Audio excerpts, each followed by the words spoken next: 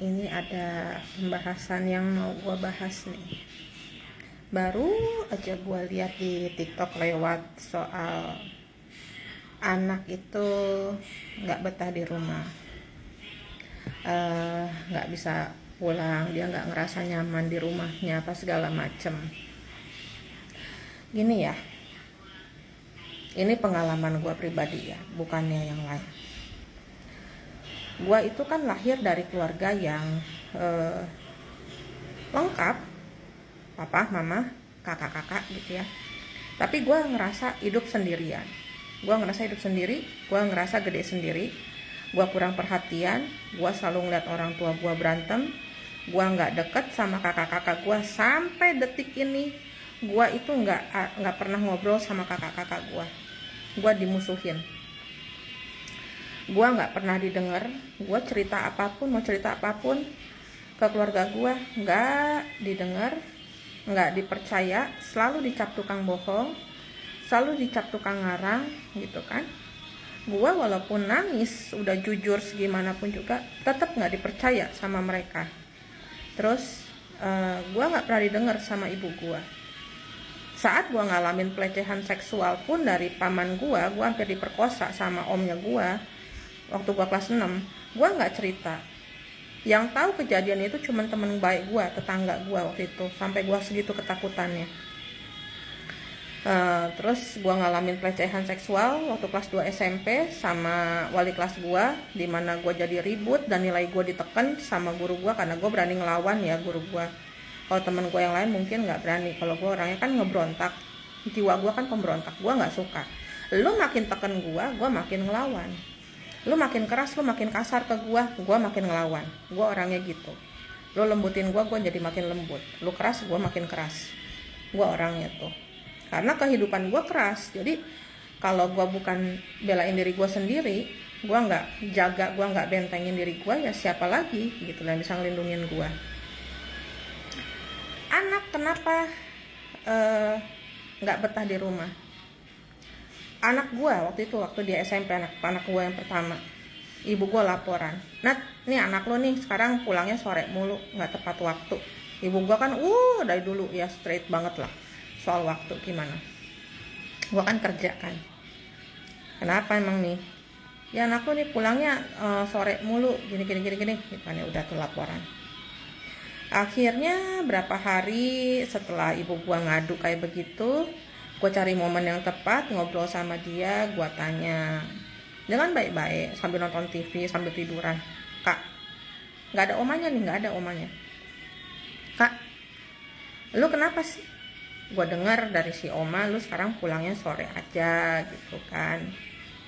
Kenapa lu nggak betah di rumah? Gue tahu anak kalau udah sering pulang sore malam, sering nginep di rumah temennya, artinya ada sesuatu yang bikin dia nggak betah di rumah. Artinya ada sesuatu yang bikin dia stres di rumah. Dia males ketemu, dia males lihat, dia males denger di rumah tuh. Bikin dia nggak nyaman. Gue tahu itu karena gue ngalamin hal itu. Lu kesal sama siapa? Enggak kok mah, jangan bohong, gue bilang. Gue dulu juga kayak gitu, gue kesel di rumah, gue tiap hari ngeliat si opa berantem sama si oma, teriak-teriakan segala macam, gue nggak betah di rumah.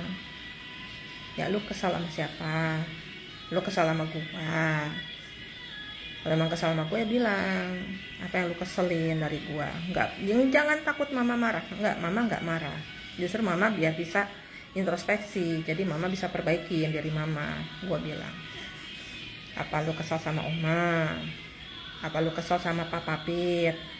Papa Pit ini kakak gue yang nomor 1 ya, abangnya gue paling gede. Karena gue nggak ada laki, jadi abang gue bahasain dirinya sendiri. Gue nggak maksa dia yang ini sendiri. Bilangnya papa aja sini sama papa, katanya gitu. Udah, iya mah, kata anak gue. Aku kesel sama oma tuh terlalu cerewet, gini. Aku capek, kan aku udah capek di sekolah mah, gini. Belum juga Papa Pit juga suka ngomongnya gimana. Aku nggak betah mah, selalu diatur gini. Dah, Oh kayak gitu. Terus lu ada kesal apa sama gua? Enggak sih, kalau ke mama mah asik-asik aja kata dia gitu kan.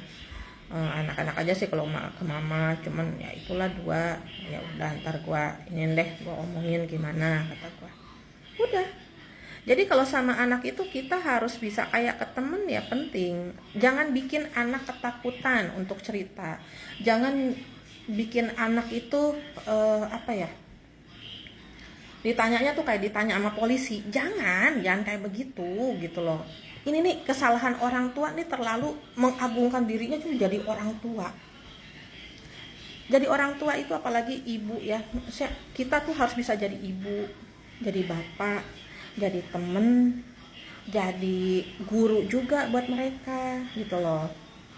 Jadi kita harus bisa jadi semuanya, kita harus multi talenta ke anak tuh. Jadi kita harus bisa nempatin nih, sekarang kasusnya apa, kita harus pakai gaya yang mana nih, style yang mana gitu kan. Saatnya tegas ya kita ya bisa jadi ibu, atau yang harus lebih tegas lagi kita bisa jadi kayak bapak gitu kan. Karena gue single parent ya, karena gue orang tua tunggal, jadi gue harus bisa peranin jadi bapak juga, makanya gue keras gitu loh. Gue keras sama anak-anak gue, tapi anak-anak gue dekat sama gue, alhamdulillah. Mereka cerita, mereka deket sama cowok, mereka suka sama cowok, mereka kirimin fotonya, mah aku suka sama ini, orangnya gimana gitu kan ya. Ya ntar gue kasih penilaiannya gue, kayaknya anaknya begini deh gitu kan, gini-gini. Gue cerita, mah aku mau kerja kesini, doain ya mah aku mau ujian, doain ya mah gitu. Enak gitu loh, mah aku kan kayak kemarin yang nomor 2, mah aku kan sebenarnya waktu dulu kan suka ini mah, suka nongkrong kabur gini. Ya gue nggak marah, karena apa ya, gue juga tukang kabur dari sekolah dulu, gue juga suka nongkrong, gue ngerti gitu loh, gue paham ya. Cuman kata gue tuh, hah lu mah cuman ketawa doang gitu loh. Jadi sama anak tuh ya kita harus bisa nempatin diri. Kalau anak udah jarang, dia udah males, jarang pulang ya, sore pulangnya apalagi sampai malam. Terus anak tuh yang tadinya sering kumpul sama kita nonton TV bareng, tak tahu dia ngurung di kamar sendirian, dia mulai ngunci dirinya di kamar sendirian gitu ya. Itu harus diperhatikan. Jadi orang tua juga jangan jangan cuek. Kita harus tahu karakter anak kita seperti apa. Kita harus belajar. Kita jangan mau kita doang yang dimengerti sama anak, kita juga harus lebih ngerti anak-anak kita tuh gimana, karakter mereka gimana. Cara ngedeketin anak yang satu dengan anak yang lain itu beda, nggak bisa disamain. Nggak bisa kita pakai cara kita satu nih dibuat semuanya, nggak bisa gitu loh. Kita tuh harus bisa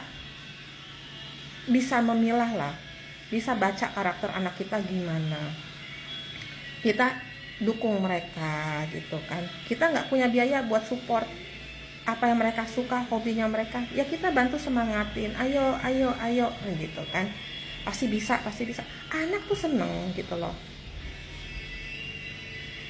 Punya anak itu gampang, kasih makan anak itu gampang, beliin pakaian itu gampang. Yang susah itu apa? Ngedidik, ngebimbing. Ini yang susah.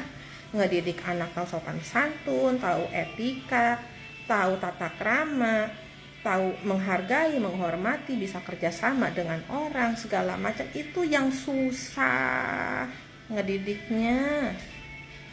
Kalau cuma kasih makan, kasih baju, apa ya, gampang.